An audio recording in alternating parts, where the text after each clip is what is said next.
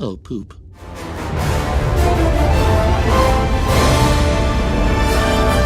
Welcome to ASTRONEER. In this game, we play as an astronaut who is sent down to an empty, desolate planet with nothing but a shelter, a landing pad, and their trusty backpack. Our goal is to take our base of operations from being a tiny outback shack to a multi-planetary empire. All done one step at a time. In order to survive, we'll have to use everything at our disposal. We'll set up resource extractors, train cart systems, and we'll even jettison ourselves into space, all in the name of science. Of course, exploring the great unknown doesn't come without risks. Across our journey, we'll have to make sure we don't suffocate to death, don't get stranded on other planets, and most importantly, don't get killed by the numerous hostile and often explosive plants of these worlds. So sit back, tighten your seatbelt, and join me for a bumpy ride in ASTRONEER.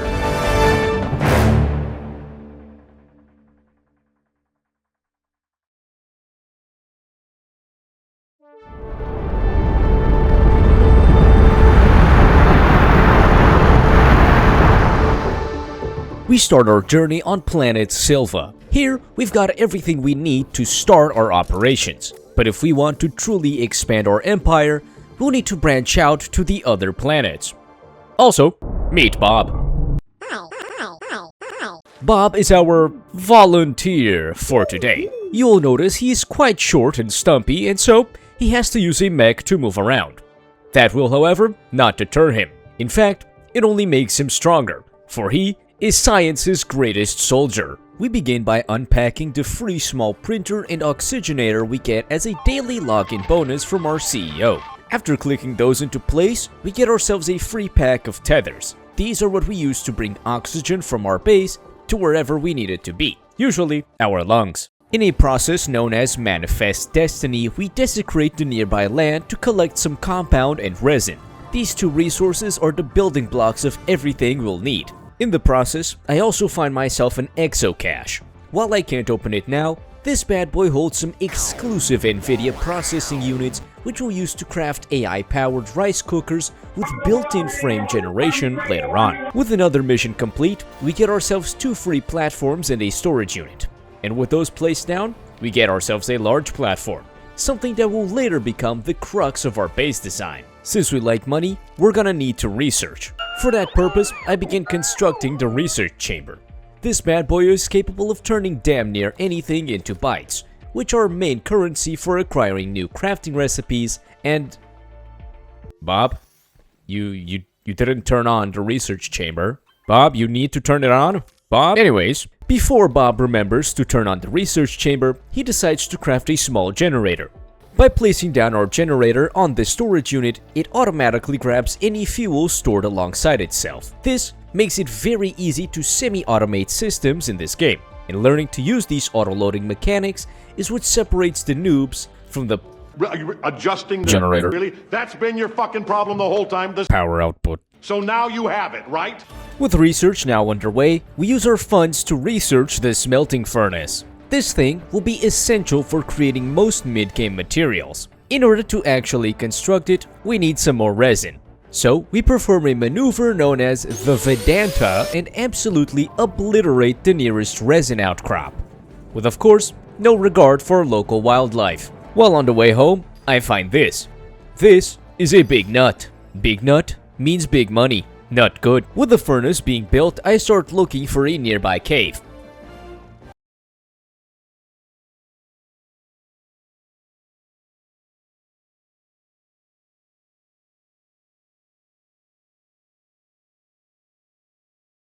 And after quickly desecrating said cave's entrance with a brand new artificial ramp, I begin descending in the hopes of finding laterite. The first thing I find is, unsurprisingly, pollution.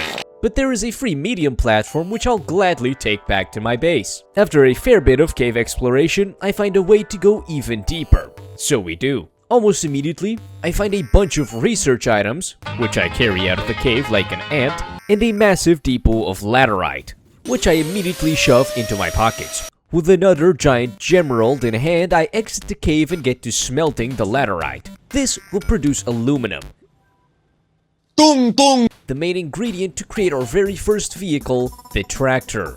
The tractor is a modular vehicle which can carry around trailers. These bad boys function as platforms on wheels, allowing us to not only traverse faster, but also carry a lot more materials with each trip. After setting up the tractor with 3 trailers, we let it charge and we construct a new research chamber. Since now that we have a tractor, we can carry multiple research items back to our base at once. More research means more money. Money is good. Unlike the governor of Washington, we managed to set up actually functional roads which make getting into the bowels of the cave an absolute breeze. Down here, we collect some sphalerite. Sphalerite. God, I fucking hate this thing's name. Another essential resource which will smelt down into zinc. After that, I take a bunch of literal garbage and another gem back to our base, where we use our newfound zinc to make batteries. Our goal right now is to get off generators and switch to renewable energy. Said no company ever. Anyways, we complete a mission and get paid with a buggy and this strange object. This thing is probably part of a story of some kind, but I wouldn't know because I can't read. In order to get the xenobiology lab working, we need an oxygenator, and this requires ceramic, which in turn requires clay. Thankfully, we just got the buggy. While it can't carry loot like the tractor, it moves much faster. With it, fighting clay won't even be a challenge.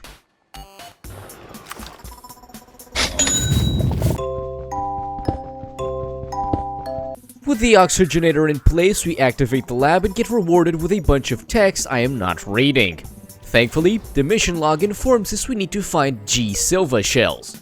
If we do so, we are rewarded with a small terrarium. I don't give a shit about terrarium. So, let's get to work fixing up our power generation. He was running for my car, jumping up. I figured our best option right now would be to invest in medium wind turbines and solar panels. They're pretty cheap, but they'll keep the lights on if we have enough batteries. For the solar panels, I needed copper, so I made a few calls to a Nazir, who gladly sold me said copper. Unfortunately, the quality was so shit that I couldn't use it for anything. So we had to voyage into the mountains in search of malachite. This can be smelted down into actually usable copper, unlike what that scammer a Nazir sells. As I was exploring the world in search of more malachite, I came to realize that even the most common resources can be quite hard to find once you've exhausted the nearby outcrops. So, it was time to create the soil centrifuge. This thing is effectively the LeBron James of resource collection. It allows us to turn literal dirt into piles of resource nuggets, replacing our need to travel around in search of compound, resin, organic, clay, quartz, graphite, and ammonium. We first use it to produce a batch of quartz, saving us a trip back to the caves. This quartz can then be refined into glass, the second half of the medium solar panels crafting recipe. With the solar panels now producing, we needed a bunch of platforms to actually place them on, as unlike small solar panels, you can't just place medium ones in storage modules. In order to make said platforms, we'll need a bunch of resin. Thankfully, with the soil centrifuge, we can transform this chunk of land into resin. And soon after, we've got enough to make all the medium platforms we could ever need. Now, all that was left to do was assemble our power plant like a Lego set. Anyways, I'm getting bored of Sylva, so we set our eyes on making a landing pad and a small shuttle. Two things which are surprisingly cheap. We start by making ourselves a shit ton of compound to craft a large printer. This is what we'll actually use to build a rocket. Thankfully for us, we've got just about everything we need to craft the landing pad right on hand. While it's under construction, we take the tractor out for a ride and find dynamite. This is good news. After completing my research item hunt, we have enough bytes to unlock the small shuttle. So I get to building it and place down our landing pad. After placing down the rocket, I discover we still need 2 more items before we head off into the great unknown. An oxygenator and a thruster. Thankfully, both of these are pretty cheap crafts and mostly use resources we already have. Although we require more aluminum, so I head on down to the caves. With the laterite acquired, I return home and blow up the exocache, revealing Corsair RAM sticks, meaning our net worth has just increased by about $30,000. Anyways, we make the thruster and oxygenator and attach them to our rocket. Doing so completes a mission and gives us a QT RTG and a field shelter, which should help us get started colonizing whatever planet we decide to next visit. And now, it's time to launch.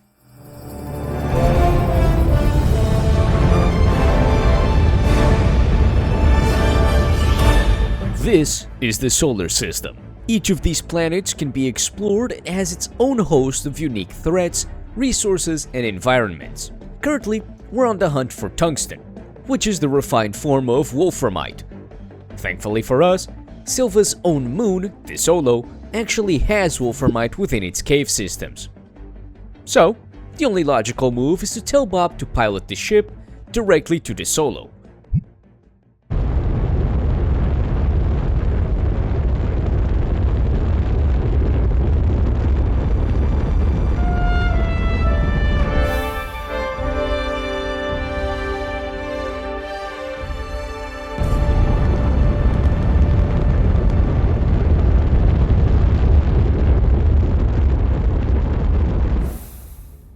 As the name implies, DeSolo is quite desolate. Oh well, we're not here to find the hot grannies in my area. We're here to find tungsten. I start by setting up a small base of operations with the intention of getting some research progress down. I can't be sure, but something tells me moon research is gonna be quite valuable. With that set up, I get lost in the beauty of a planet with no atmosphere,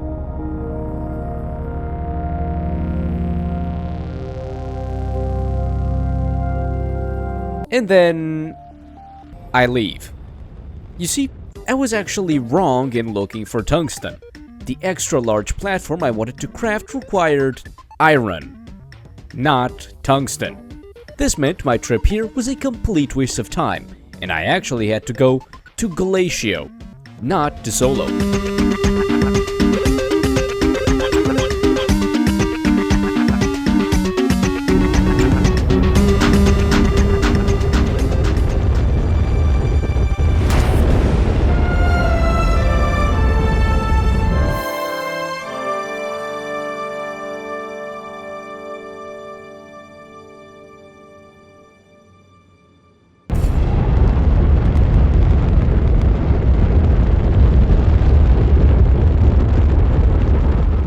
Needless to say, Glacio isn't exactly the friendliest looking place.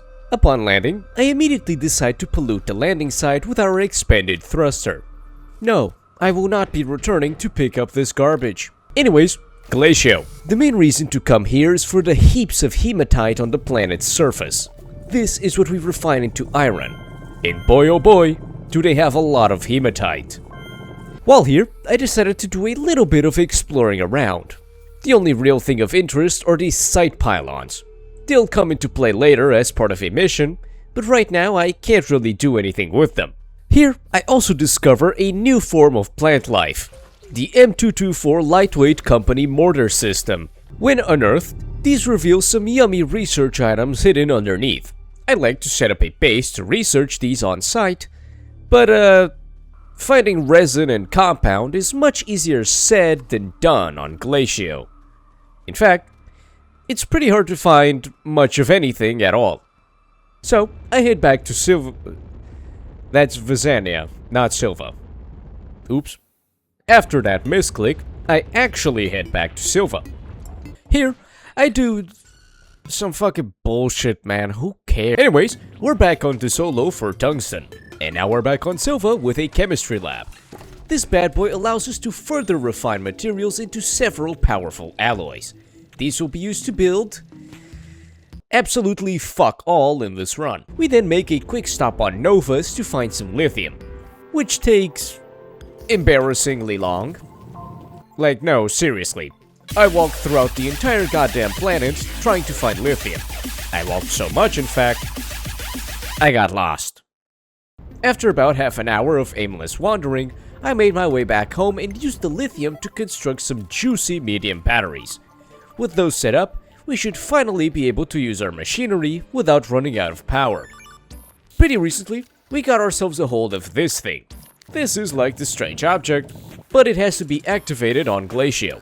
So, I head off to there. This time, I decide to land in a crater instead of the middle of nowhere. This ends up being a good idea since there's plenty of resources nearby. We then place down the object and it turns out to be a logistics depot. Huh. But how does this affect the shareholder value?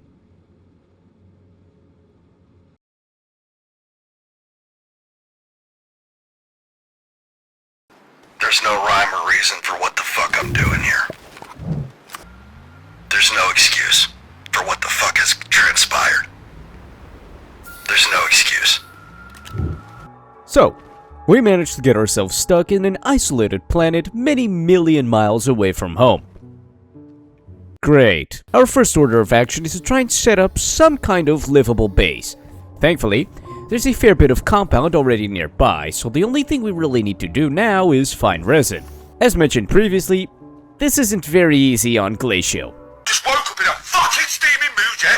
Cause I live in a shithole! Do you know what I mean? Birmingham is a fucking shithole! I hate the fucking place! I fucking hate it! It's full of dickheads! I fucking hate it! In fact, I find half a dozen research items before I even get a glimpse of resin. At least finding the ammonium for the thruster was pretty easy. But we still need that resin. So, I load up on tethers and just start walking. Eventually, I spot a big structure off in the distance and it turns out to be some kind of landing pad. It also has this gyrosphere, which is actually kind of a godsend. This thing is not only really mobile, but it also provides us with oxygen and moves faster than if we just walked. Additionally, we can reposition it just by moving it around with the mouse, so even getting past steep terrain isn't that difficult. As I'm cruising around in the gyrosphere, I come across another crater biome. This one is absolutely overflowing with resin. It also has laterite, which is the second ingredient required for the solid fuel thruster. All we need to do now is set up a smelting furnace and we should be able to escape this place. Back at the landing site, I almost fucked myself over by accidentally building medium storage instead of a platform. Thankfully, I managed to save myself just before it finished crafting. After building a large platform, we need some resin for the furnace, so a second trip to the resin crater is in order. With that up and running, I start looking into a research lab. My rocket can only carry 2 research items at a time, and since I have about 50 million of them, it's a good idea to start doing some on-site research. With the thruster acquired, I set up a second research chamber on the wrong type of platform. But it doesn't matter, I'll be coming back here later anyways. Having the thruster though, it's time to head back home to Sylva so we can get the resources to build an even bigger rocket. Now this is a rocket. With the BAR acquired, the game gives us a hydrazine thruster for completing a mission. By filling this thing up with, well, hydrazine, it turns into a reusable, renewable thruster with much bigger capacity than the expendable ones. Bob then flew directly into the sun and died. We return to Glacio armed with the power of the rail engine. This bad boy is exactly what you think it is. A train. At first, I really struggled to figure out how to connect the train pieces to one another, and after giving up on getting the second train card on there, I start to build the actual path from here to the nearest pylon. Civil engineer. At the pylon itself, we have about half a dozen freight modules which we want to bring back to the supply depot. Why, you ask? Well, because each of these crates is filled to the brim with black and milds. And 1 pack of backwoods. Yes, yep. And backwood, 1 pack of backwoods. Also, train time.